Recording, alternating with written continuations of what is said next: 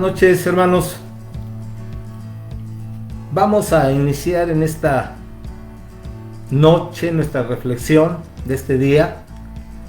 Y les voy a invitar a que abramos nuestras Biblias en el Evangelio según San Mateo, capítulo 7.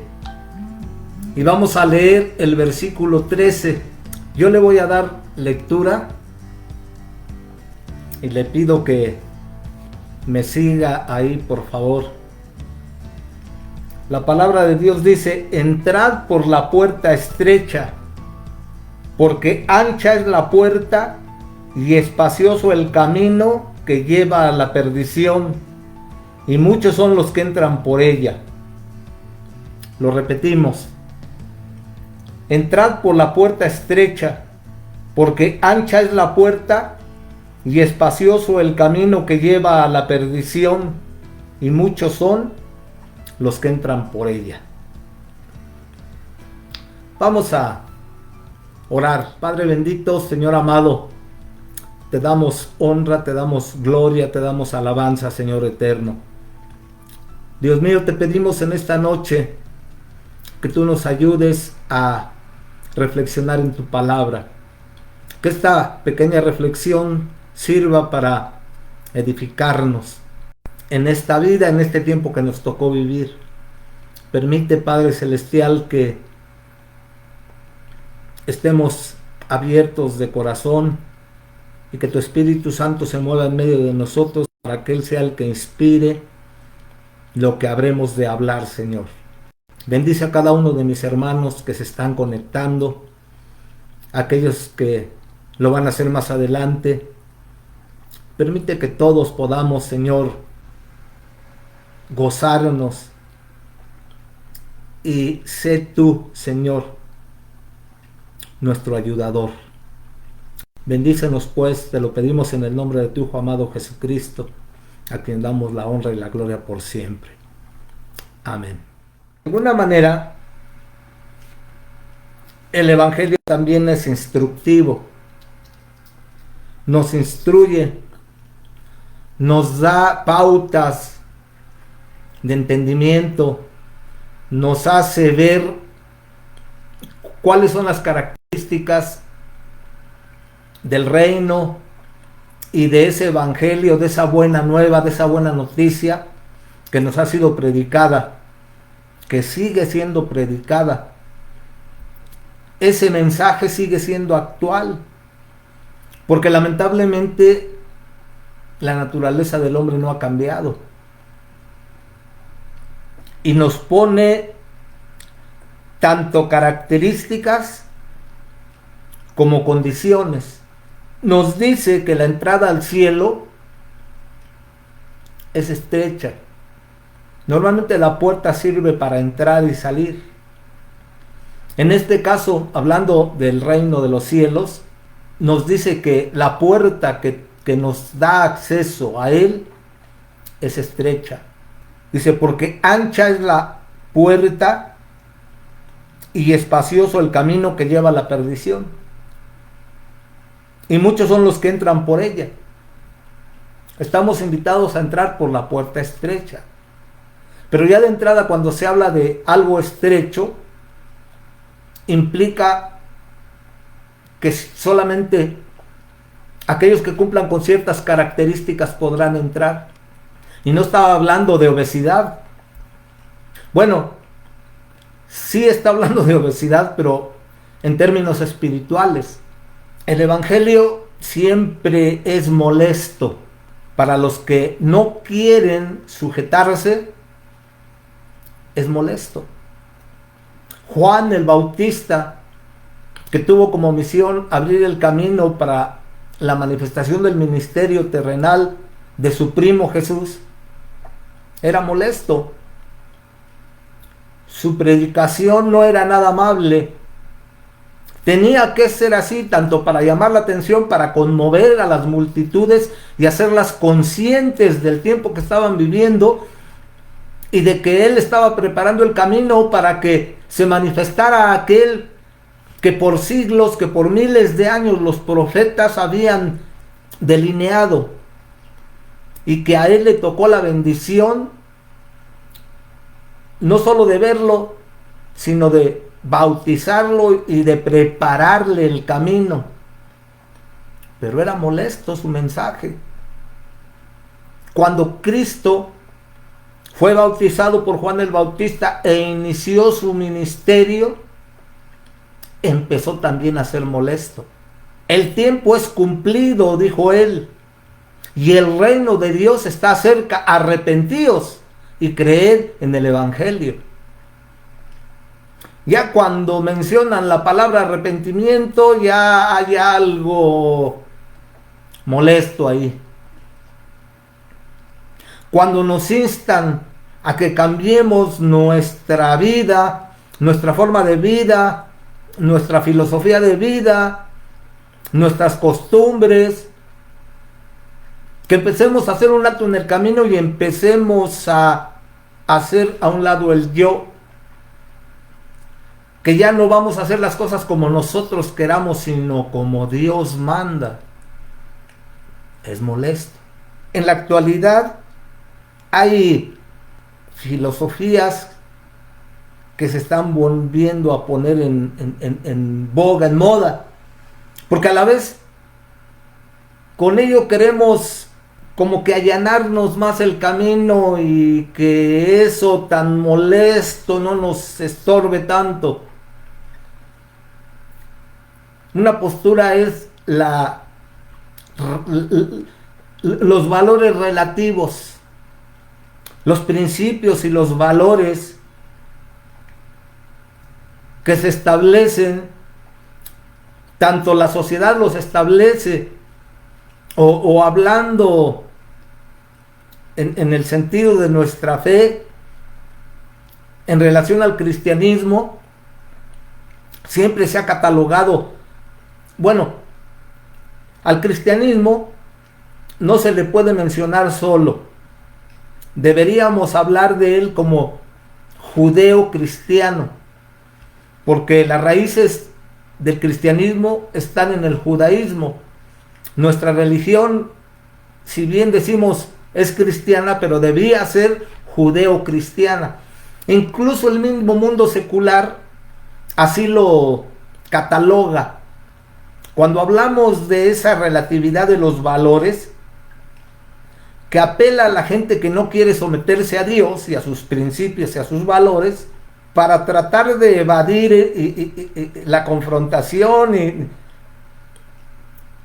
cataloga a los valores judeocristianos, a la religión judeocristiana como limitante, como una religión que detiene el avance del hombre, lo limita, lo coarta, lo detiene con principios, con valores, con mandamientos antiguos, con control del hombre. Por eso es que cae a la medida la relatividad de los valores y empiezan a crear sus filosofías de vida, de pensamiento, que al final redundan en los comportamientos, porque así como pensamos, así somos, así actuamos. De acuerdo a los valores que manejamos en nuestro pensamiento, así es como actuamos. Por eso Romanos 12 nos invita a que renovemos nuestros pensamientos y los sustituyamos por los principios establecidos por Dios en su palabra. La relatividad entonces empieza a crear sus esquemas de pensamiento. Lo que hoy es malo, en otra época no lo era.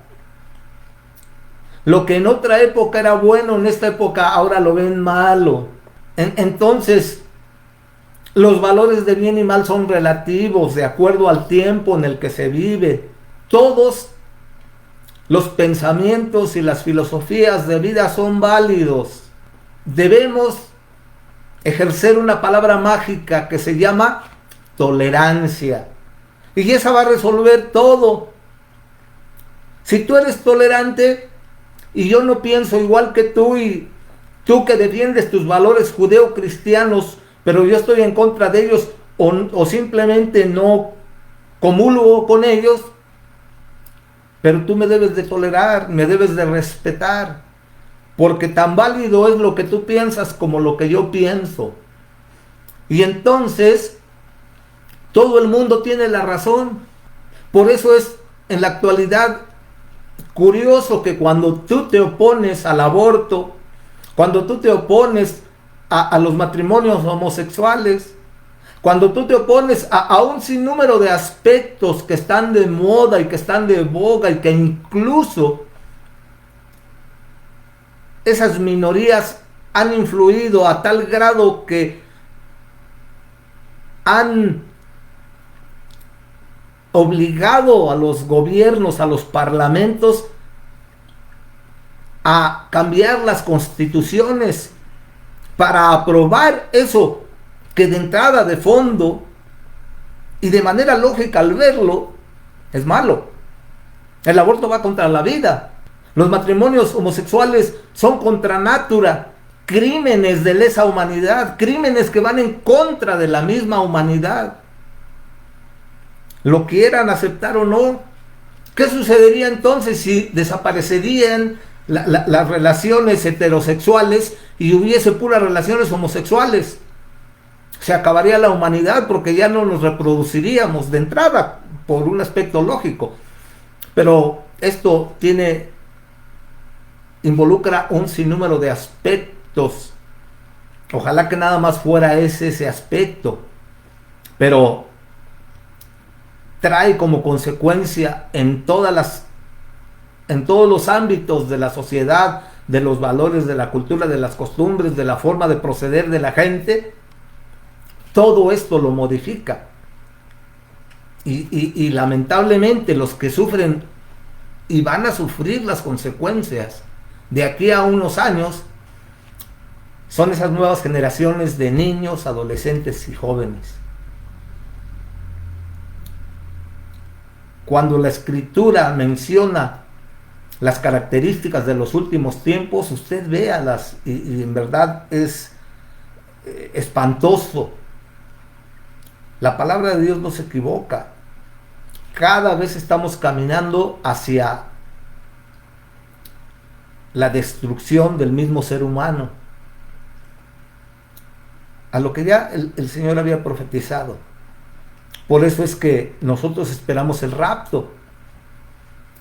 El Señor no va a permitir que sus hijos sufran todo eso que ya está profetizado ahí en su palabra. Todo lo escatológico de Apocalipsis, de Daniel, de Ezequiel, de todos los libros que tratan la escatología, todo eso va a suceder, es un hecho. No nos queda otra cosa más que seguir siendo para el mundo incómodos.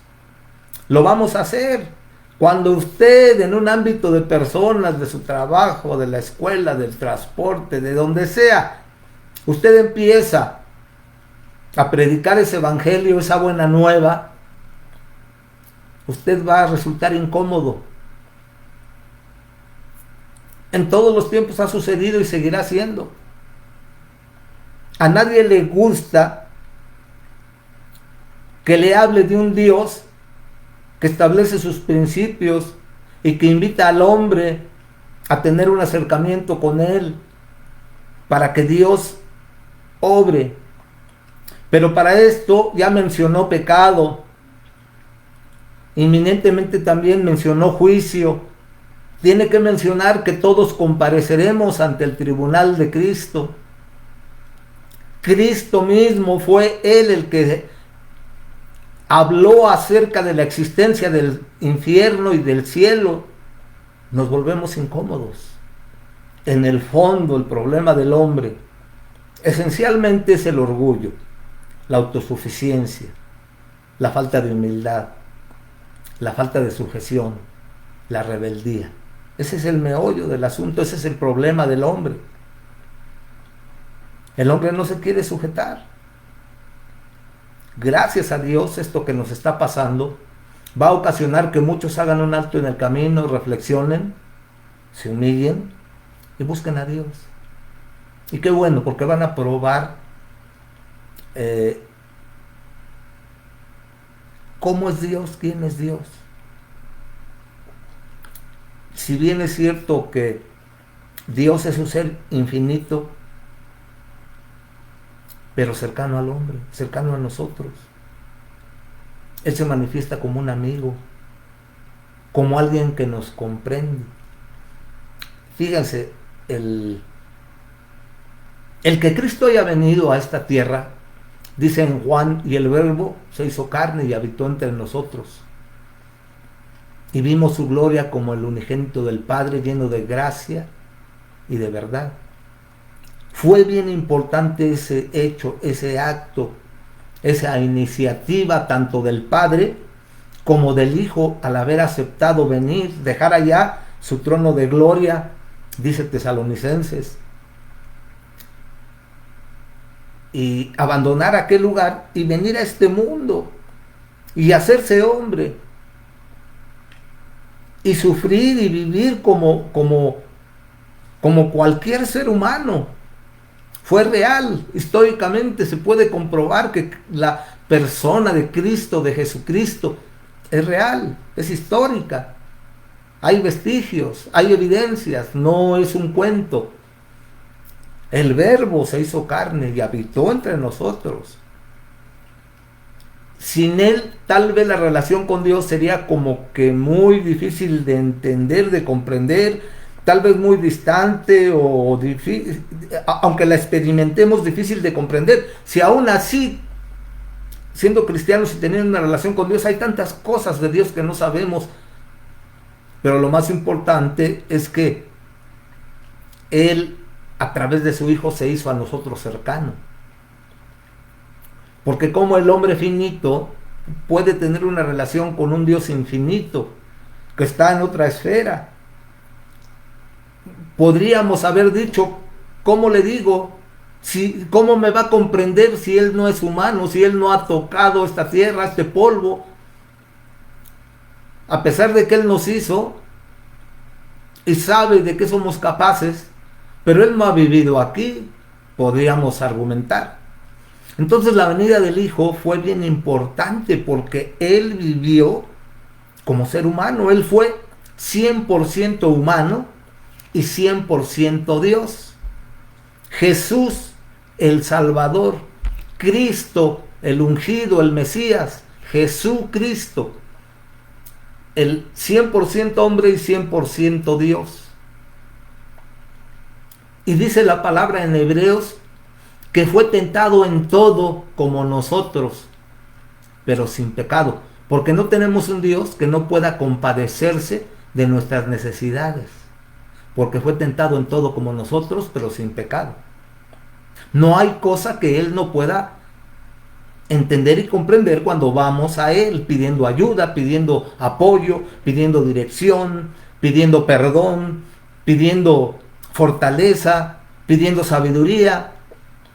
Porque Él vivió y convivió, lamentablemente, también con lo peor de lo que está dentro del ser humano.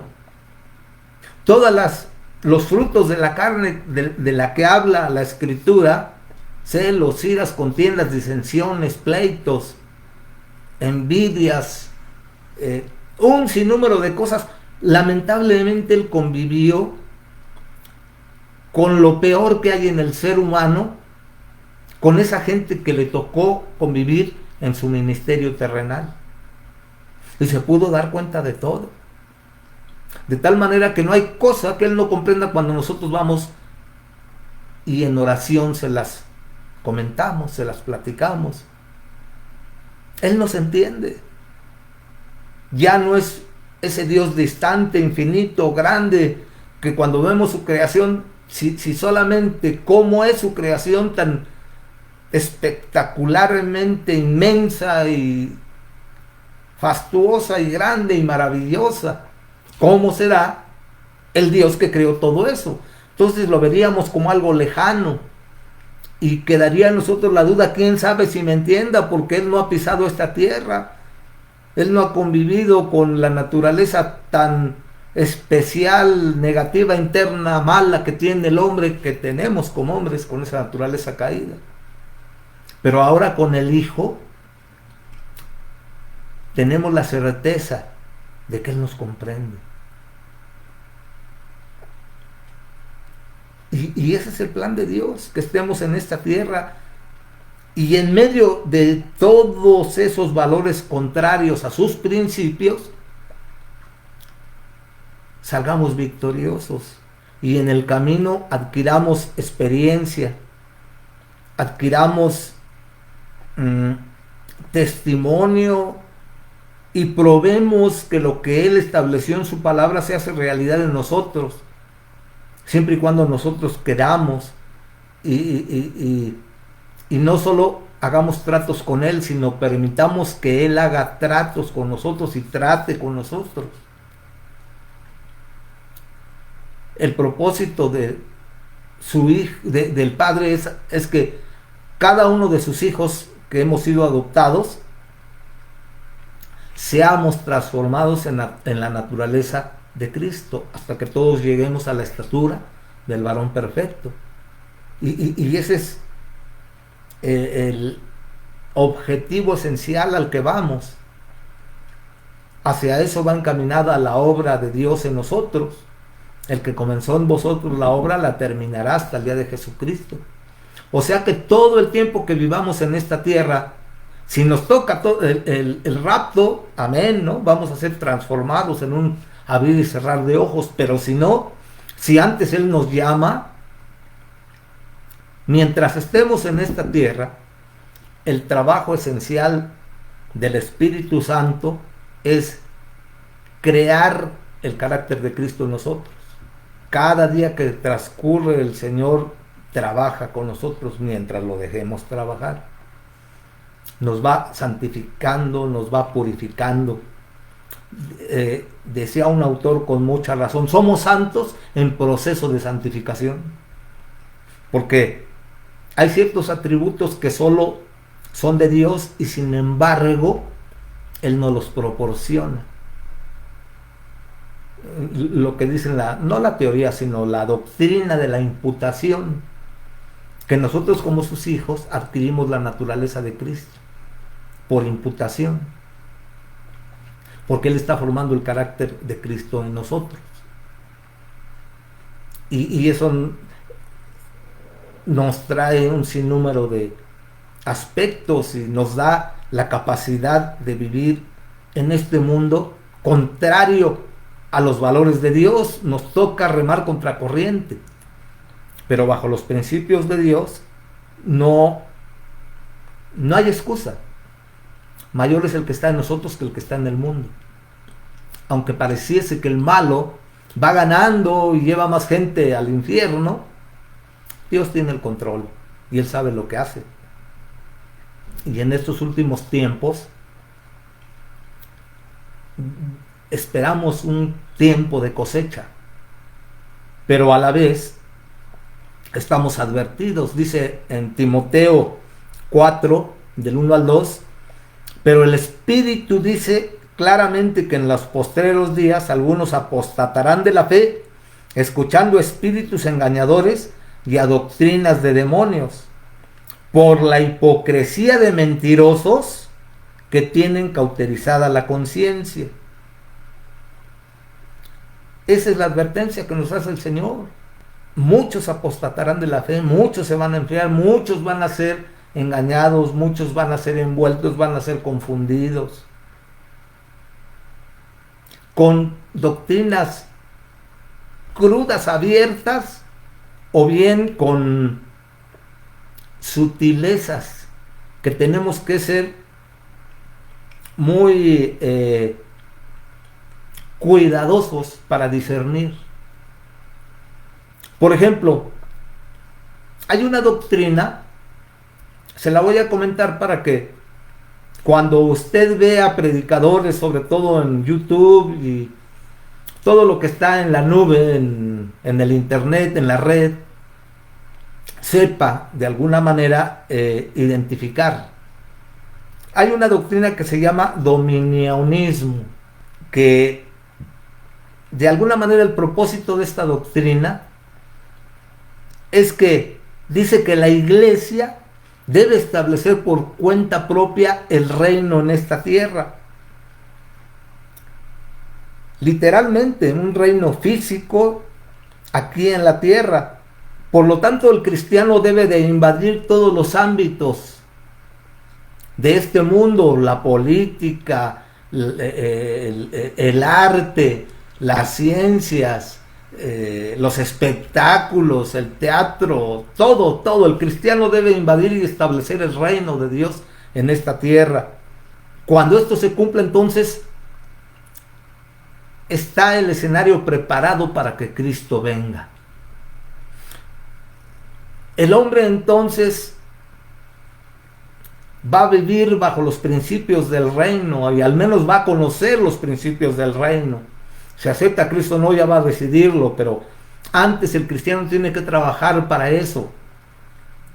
Cuando entonces el cristiano invada la política y establezca los valores del reino en ella, en los espectáculos, en las ciencias, en las artes, en todas las áreas habidas y por haber, cuando el cristiano establezca su influencia y los principios del reino, viene Cristo. Y entonces usted va a ver en los movimientos apostólicos y proféticos algunos que detentan esta teología del dominionismo.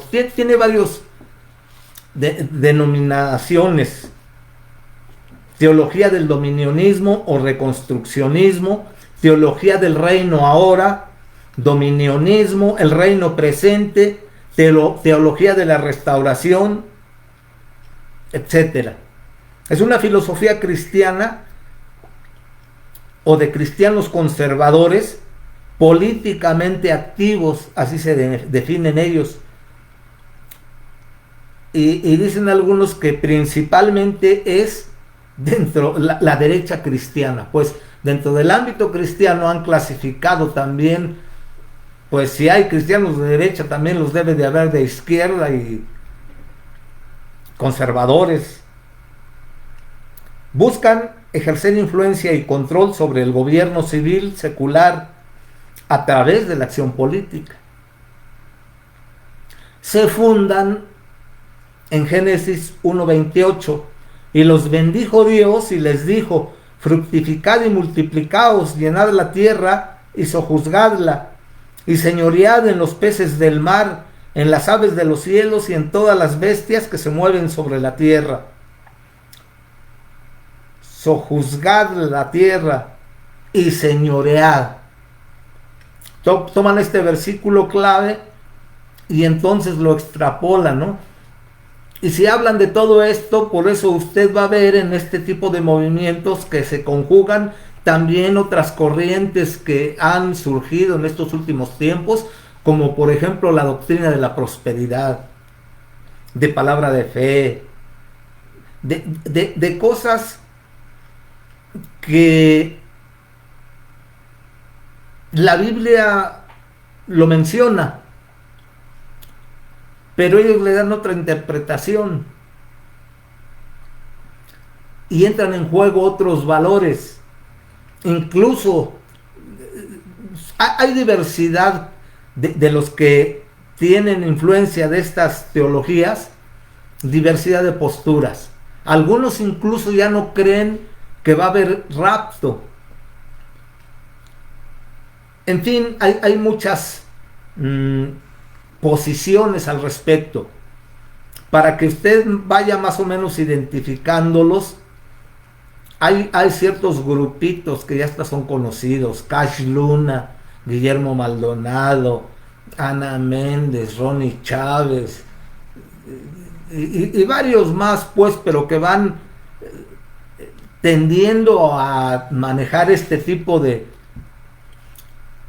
pues llamémosles, nuevas corrientes. Les voy a leer lo que Internet a veces trata al respecto. Les voy a leer un articulito, por ejemplo. Primera a los Corintios 4:8 dice: ya estáis saciados, ya estáis ricos, si nosotros reináis, y ojalá reinaseis para que nosotros reinásemos también juntamente con vosotros. Apocalipsis 3:14: porque tú dices, yo soy rico y me he enriquecido y de ninguna cosa tengo necesidad, y no sabes que tú eres un desventurado, miserable, pobre, ciego y desnudo. Sé pues celoso y arrepiéntete. Conquista, gobierno, autoridad, dominio, manifestaciones, visión del reino. El reino es aquí y ahora. ¿Suena conocido? Estas son palabras y frases que se oyen habitualmente dentro de las iglesias pertenecientes o asociadas con el movimiento apostólico y profético, que promueven la teología del dominio al mando de los apóstoles y profetas modernos. ¿Es realmente bíblica? ¿Qué hay detrás de esta corriente doctrinal la cual muchas iglesias han adoptado? La teología del dominio, conocida también como reconstruccionismo, teología del reino ahora, el reino presente, dominionismo y teología de la restauración, es un término usado para describir la filosofía de cristianos conservadores políticamente activos, principalmente de la denominada derecha cristiana, que según se cree, buscan ejercer influencia o control sobre el gobierno civil secular a través de la acción política, especialmente en Estados Unidos y en América Latina, cuyo objetivo es el establecer una nación gobernada por cristianos o una nación gobernada por una comprensión cristiana conservadora de la ley bíblica. Argumentan que solo los cristianos deben controlar al gobierno civil, llevándolo a cabo de acuerdo con la ley bíblica. Fundamentan sus alegatos en una interpretación política de Génesis 1:28 y combinan en su teología elementos teocráticos neocalvinistas y posmileniales.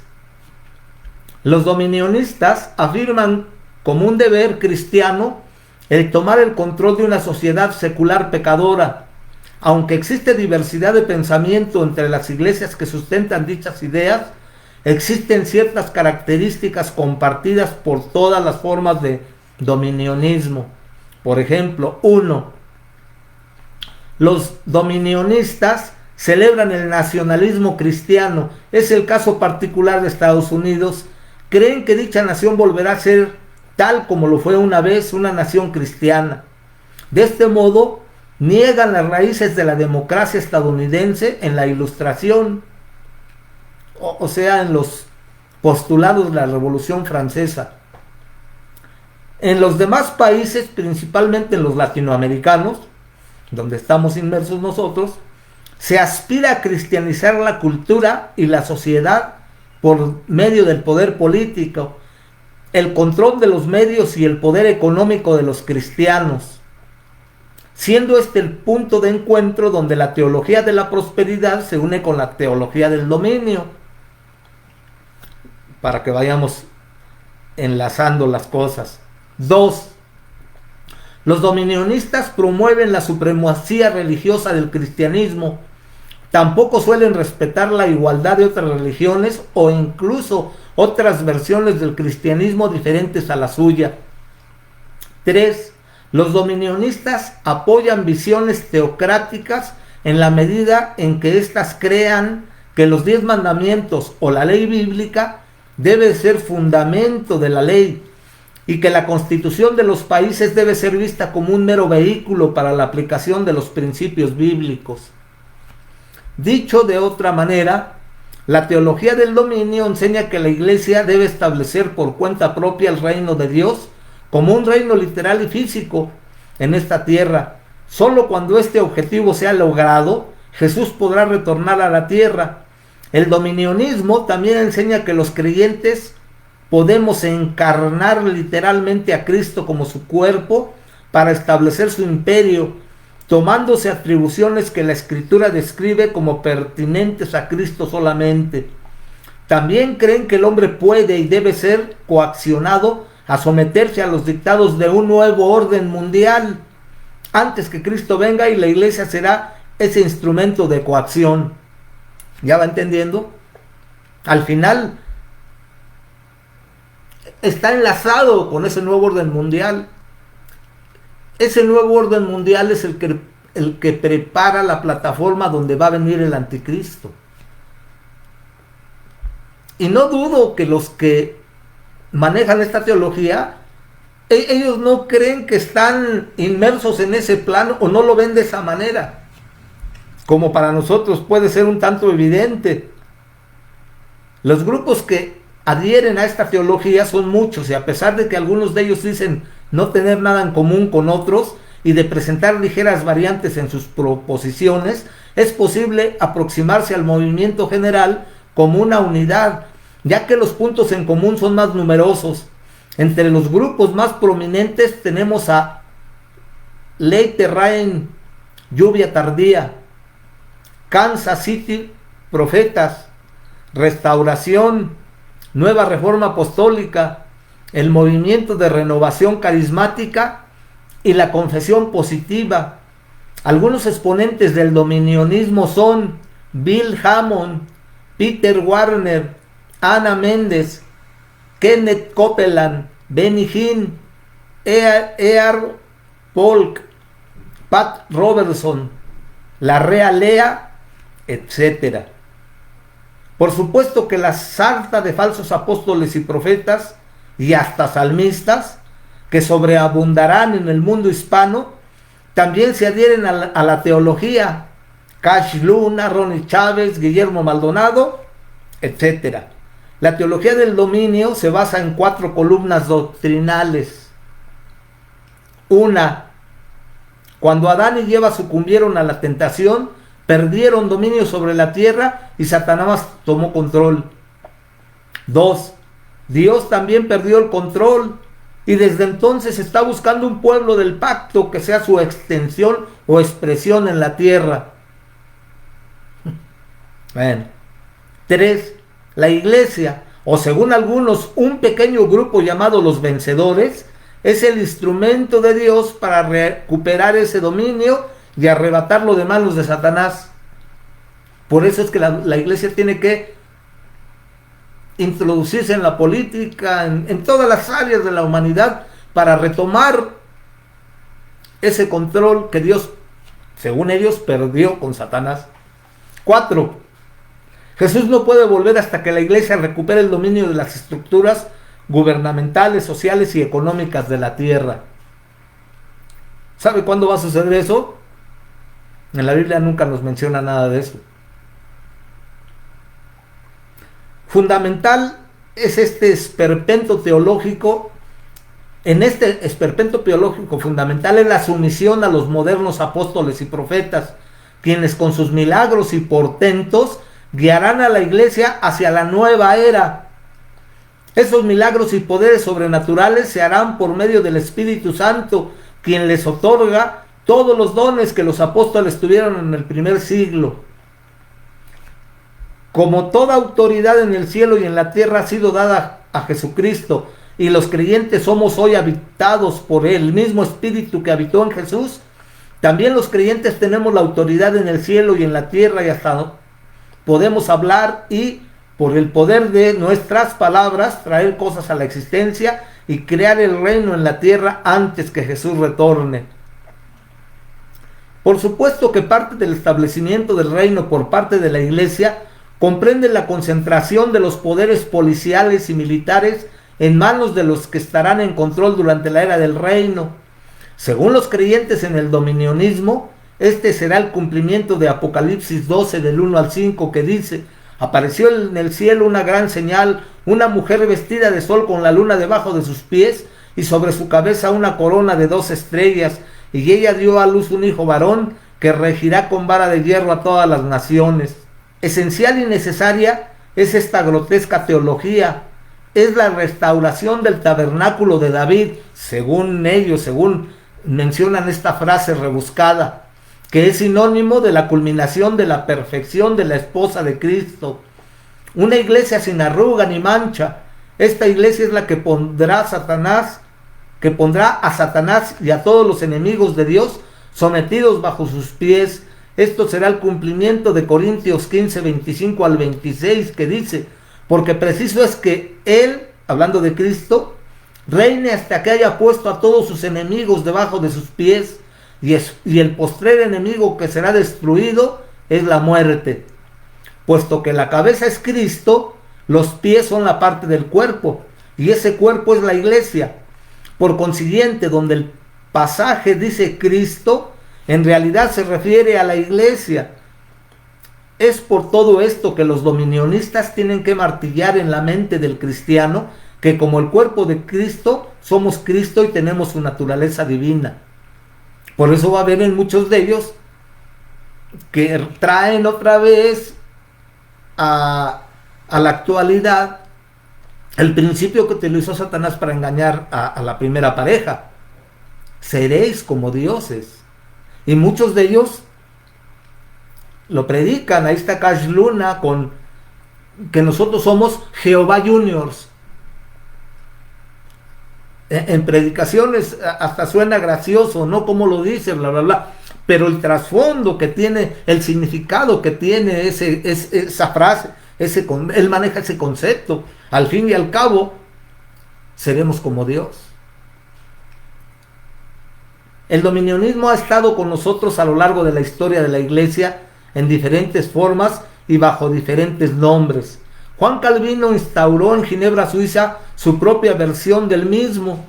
La teología del reino ahora, sin embargo, ha sido rescatada en estos últimos tiempos por el movimiento de la nueva reforma apostólica, una serie de hombres y mujeres que se proclaman profetas y apóstoles, los cuales manipulan a sus seguidores con el fin de extraer dinero de ellos, ya que no podrían tomar control del mundo sin dinero. Su accionar es tan descarado que más bien pareciera que usan la teología del dominio con el fin de enriquecerse. Y lejos de ser considerados cristianos y parte integral de la esposa del Cordero, son más bien tumores dentro del cuerpo de Cristo, versiones neocalvinistas de la misma. Versiones neocalvinistas de la misma son también comunes. ¿Cuáles son los orígenes modernos de la teología del dominio? La formulación moderna más importante de la teología del dominio es el reconstruccionismo cristiano, fundado por R.J. Rusdoni en la década del 70. El precedente de esta teología, también conocida como teología del reino ahora, puede encontrarse además en los restauracionistas y reconstruccionistas de dicho periodo, entre los que destaca Pat Robertson, fundador de CBN, y el difunto Paul Crush, fundador de TVN, socio de Enlace TVN para América Latina. En el año de 1986 marcó el inicio de esta corriente con la Coalición por el Avivamiento, y a Dennis Pacock como principal protagonista de ese amilenialismo, juntando a diversos sectores de la derecha evangélica norteamericana para preparar el camino para la segunda venida de Cristo. Se propuso instaurar el reino de Dios por medio de la evangelización mundial e influenciar o dominar las naciones. Posteriormente, Peter Wagner, teólogo misionero, escritor, docente y fundador de varias organizaciones, conocido como un líder clave del movimiento de crecimiento de iglesias y más tarde por sus escritos sobre la guerra espiritual, se convirtió en uno de los principales ideólogos de este movimiento, desarrollando la teoría que llegó a conocerse como las 7 montañas o áreas en las cuales la iglesia debería tomar el control de la sociedad. ¿Cuáles son estas áreas? Religión, familia, negocios, arte y entretenimiento, gobierno, educación y medios masivos. Diversos grupos carismáticos y neopentecostales adoptaron las ideas de Wagner y desde entonces han sido los principales promotores, aunque no los únicos, de esta teología de conquista. No solo quieren ganar almas, sino así como el Islam y el comunismo tomaron naciones enteras, ellos consideran un deber moral del cristianismo en todas sus facetas implantarlo en todo el orbe, Para ello deben de hacer uso de las ganancias injustas de este mundo, con propósitos santos, como lo es cristianizar el mundo a través de infiltrar los negocios y la política, logrando acuerdos con los gobiernos y el apoyo de agencias como la USAID. Ellos creen que los cristianos deben tomar el control de todas las áreas de la vida social sobre los no creyentes o cristianos infieles. Para los defensores de la teología del dominio, la iglesia evangélica ha vivido dormida en una teología de la derrota, en una espera pasiva de la segunda venida de Cristo, pero necesita pasar a una vida gloriosa de poder. Para ello, la iglesia evangélica necesita una nueva reforma dentro del movimiento neopentecostal y carismático. Esto se lograría a través de la NRA. Los líderes de este movimiento aseguran que esta nueva reforma apostólica, NRA, apostólica y profética, como les gusta llamarle, es mayor a la de Lutero, pues aquella quedó inconclusa, mientras que esta pretende restaurar todas las cosas, comenzando con los oficios olvidados, el apostolado y la profecía, y regresando a la sociedad al propósito original de Dios en el segundo capítulo de Génesis. Esto significa preparar a la iglesia para establecer el reino de Dios ahora, adelantando la segunda venida de Cristo. Peligros de la teología del dominio. Como ya se mencionó, la teología del dominio o del reino ahora está presente en grupos neopentecostales como la Nueva Reforma Apostólica y otros grupos evangélicos, incluso de corte neocalvinista. Este movimiento representa graves peligros para los creyentes de sana doctrina y el evangelicalismo latinoamericano en particular. Entre ellos podemos mencionar cuáles son estos peligros. 1. La creencia de que el propósito principal de la iglesia es recuperar de Satanás el dominio de la tierra y establecer y edificar un reino de Dios físico sobre la tierra. 2. Negación del reinado milenial de Cristo sobre la tierra. ¡Qué tremendo! 3. La promoción de un evangelio social y de la justicia social en vez de evangelizar bíblicamente a los perdidos. 4.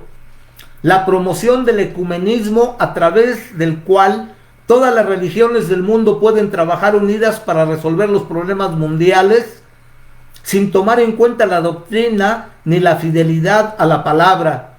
Ecumenismo. Adherirse al ecumenismo. 5.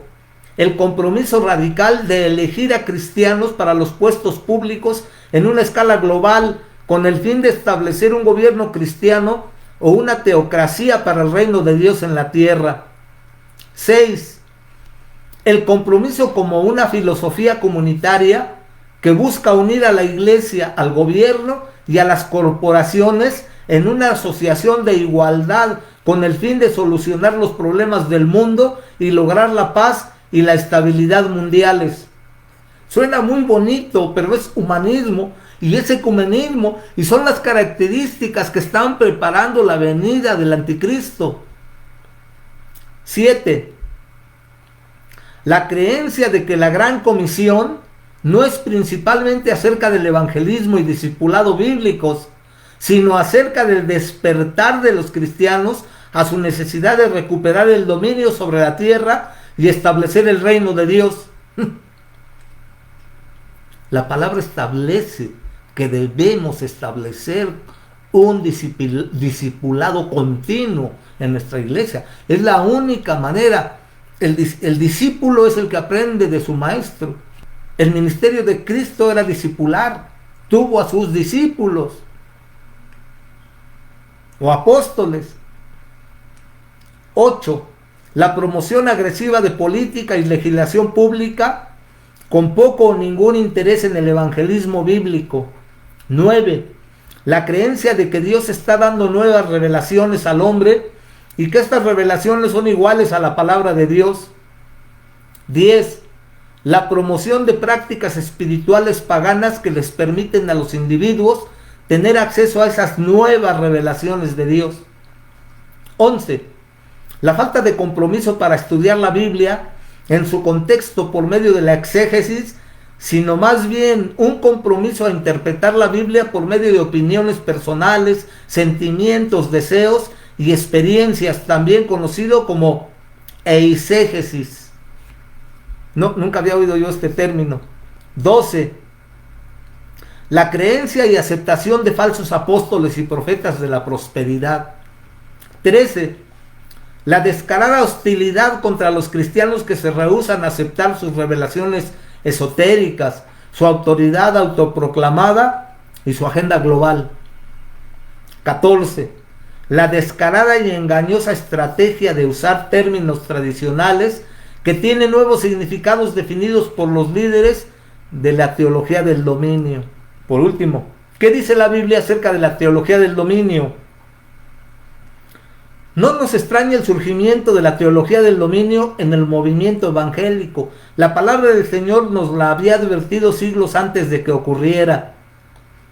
Timoteo 4, 2 Timoteo 4, del 3 al 4 dice: porque vendrá tiempo cuando no sufrirán la sana doctrina, sino que teniendo comezón de oír, se amontonarán maestros conforme a sus propias concupiscencias, y apartarán de la verdad el oído y se volverán a las fábulas. El cristianismo moderno parece haber olvidado las palabras dichas por su fundador, el Señor Jesucristo. Mi reino no es de este mundo, entiéndanlo. Juan 18:36. Un analista de sus principales enseñanzas nos permite detectar fácilmente sus errores teológicos. El reino de Dios. Los autores de la teología del dominio creen que Dios perdió el control del mundo a manos de Satanás cuando Adán y Eva pecaron. Ellos creen que desde entonces Dios ha estado tratando de restablecer el control sobre el mundo mediante la búsqueda de un grupo especial de creyentes, conocido también como pueblo del pacto, que gracias a la sepultura y resurrección de Cristo le devolverá a la tierra todo aquello que fue antes de la caída de Adán y Eva en el pecado, y que a través de este pueblo del pacto, siguiendo a los apóstoles y profetas de los últimos días por medio de la guerra espiritual y a la superación personal de cada cristiano en su campo individual, todos los ámbitos sociales y de la vida, incluyendo las enfermedades y los problemas financieros, serán superados. También cosas tales como la educación, la ciencia, el gobierno, leyes, etc., estarán bajo la autoridad de Dios. La creencia es que dado que los creyentes son habitados por el mismo Espíritu Santo que mora en Jesús, tenemos toda la autoridad en el cielo y en la tierra, tenemos el poder para creer y hablar a las cosas que no son como si fueran, y por lo tanto podemos traer la era del reino o los cielos a la tierra, antes de la segunda venida de Cristo. Ellos creen que los apóstoles y profetas de los últimos días que están vivos en el día de hoy tomarán la iglesia a través de la transición de la dispensación de la gracia a la dispensación del reino, de la dispensación de la iglesia mortal a la iglesia inmortal. Tomando el concepto bíblico del reino de Dios, los líderes de la teología del dominio se han ido a extremos no bíblicos. Esta enseñanza errónea ha generado todo un movimiento de enseñanza no bíblica y herética. La premisa básica del movimiento de la teología del dominio es que el reino de Dios está en vigor ahora. Entendamos el término reino de Dios. Primeramente, el reino fue profetizado en el Antiguo Testamento. Daniel predijo que Dios establecería un reino que nunca sería destruido y que nunca cedería su soberanía a ningún otro pueblo. Daniel 2:44. También previó la venida de Cristo y su reino universal y eterno. Daniel 7, Jeremías 23. En segundo lugar, el reino es descrito como estando cerca y presente en la persona del rey. Primero Juan el Bautista, después Jesús y luego los discípulos anunciaron que el reino estaba cerca. Mateo 3, 2. El rey había venido a presentarse a sí mismo ante la nación de Israel. Jesús dijo: en cambio, si expulso a los demonios por medio del Espíritu de Dios, eso significa que el reino de Dios ha llegado a ustedes. En otra ocasión dijo: no van a decir, mírenlo acá, mírenlo allá. Dense cuenta de que el reino de Dios está entre ustedes. Lucas 17:21. Estaba presente porque el rey había llegado a la escena. Reino de Dios y reino de los cielos son sinónimos. Estos se utilizan de forma intercambiable en el Nuevo Testamento. En tercer lugar, el reino es descrito como estando en una forma provisional. Después de ser rechazado por la nación de Israel, el rey volvió al cielo. El reino existe hoy en los corazones de aquellos que reconocen su condición de rey mientras que él está ausente. Esta fase provisional del reino queda descrita en las parábolas de Mateo 13. La cuarta fase del reino es su manifestación. Esta es el reino literal, milenial de Cristo sobre la tierra. Tuvo su prefiguración en el monte de la transfiguración cuando el Señor fue visto en la iglesia de su reino, en la gloria de su reino, de su reino venidero. Jesús se refirió a este reino cuando dijo: os digo que vendrán muchos del oriente y del occidente y se sentarán con Abraham e Isaac y Jacob en el reino de los cielos. Mateo 8:11. Este es mencionado en Apocalipsis 20. La quinta y final forma será el reino eterno. Este es descrito en 2 de Pedro 1:11 como el reino eterno de nuestro Señor y Salvador Jesucristo. El dominionismo hace una apropiación indebida y fuera de contexto de las promesas del Antiguo Testamento. En fin, ya nos pasamos de tiempo, es interesante, hay mucho todavía que ver. Tiene muchos aspectos, por ejemplo, trata uno que dice la separación entre la iglesia y el Estado, la reinterpretación escatológica que hace el dominionismo, del error a la blasfemia. Hay todavía mucho que tratar, que tal vez en otra predicación sería bueno, tratando de resumir porque es mucho lo que se ve. Nada más vamos a leer para finalizar una conclusión. La teología del dominio es una herejía destructiva y peligrosa. Cuando Pablo le escribe a la iglesia de Corinto, donde los falsos apóstoles habían ingresado durante su ministerio, lea 2 Corintios 11, 13 al 15, él los exhorta por su egoísmo, autosuficiencia, carnalidad e ingenuidad, diciendo: ya estáis saciados, ya estáis ricos, si nosotros reináis, y ojalá reinaseis, para que nosotros reinásemos también juntamente con vosotros. Los corintios creían y actuaban como si ya estuvieran reinando. Esto produjo en los corintios una flaqueza y ceguera espiritual severa. Por poner su mirada en lo terrenal, ellos pensaban que debían reinar en el presente y vivir como reyes. Pero Pablo sabía que nosotros debemos enfrentar diversas pruebas ahora para reinar cuando Cristo vuelva. El apóstol se molesta más bien porque ellos habían elegido otro camino que el que él les había enseñado, preocupándose por sus deseos personales mientras él sufría el vituperio de Cristo. Si ellos hubieran reinado realmente, sería porque Cristo ya habría venido. El milenio ya habría comenzado. Por eso Pablo agrega: nosotros estaríamos reinando con ustedes. Pero ello no había ocurrido, como tampoco está ocurriendo hoy, ni ocurrirá por medio de los apóstoles y profetas modernos.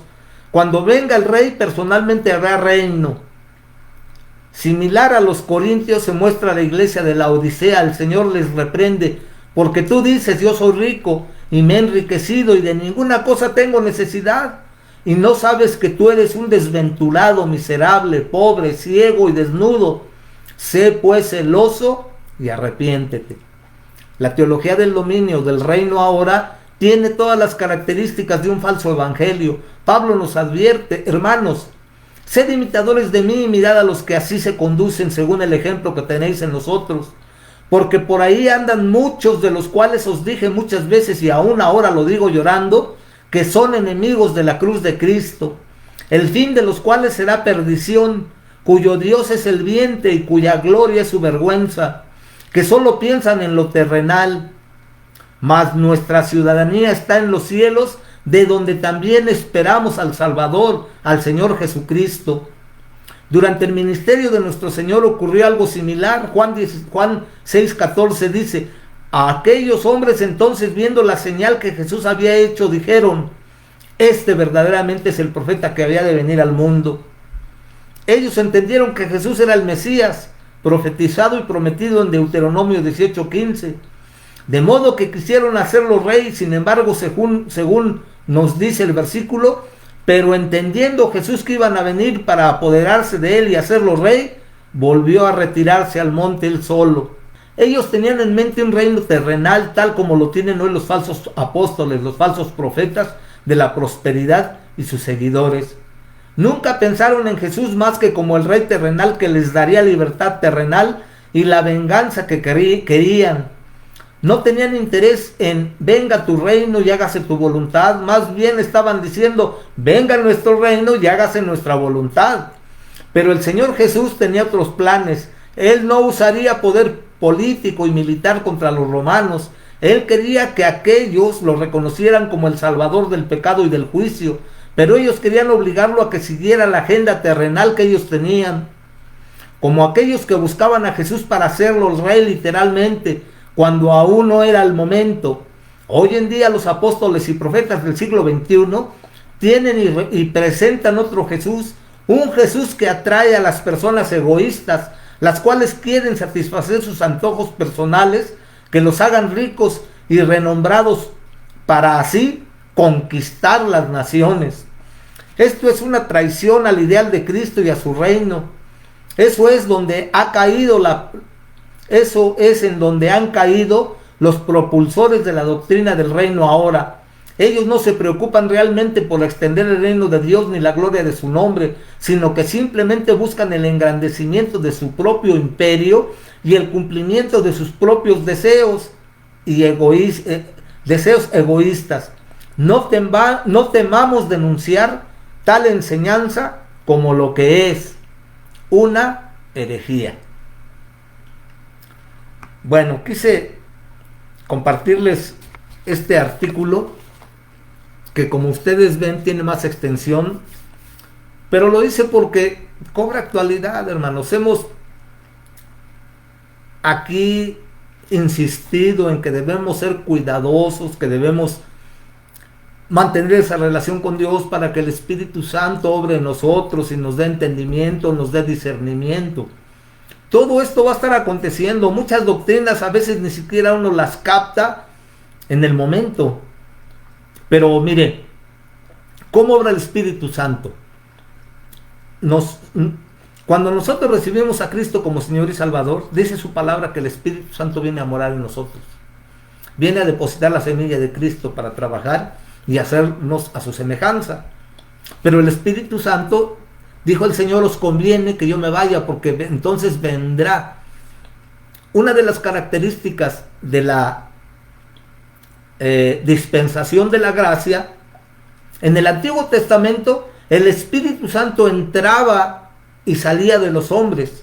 A veces había hombres tan ungidos que parecía que el Espíritu Santo permanecía en ellos, pero no, la dispensación del Antiguo Testamento es que el Espíritu Santo entraba y salía de ellos. La dispensación de la gracia de este nuevo pacto, ese es lo maravilloso y grandioso, que ahora el Espíritu Santo mora en nosotros. Por eso la palabra dice que somos templos del Espíritu Santo. Y es el Espíritu Santo el que nos capacita, el que nos da discernimiento, el que nos conduce a toda verdad,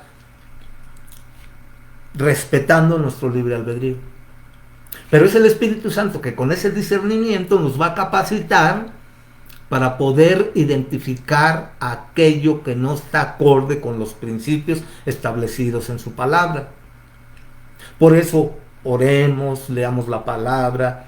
El que asistamos a la iglesia tiene un sinnúmero de beneficios para nosotros.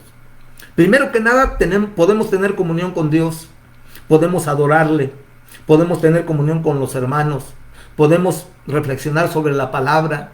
Si estando el Espíritu Santo en nosotros, cuando el Espíritu Santo se mueve en medio de su iglesia, es algo todavía mucho más especial. Lo seguimos invitando. Todo este tipo de predicaciones, de reflexiones, tienen ese propósito de darnos los elementos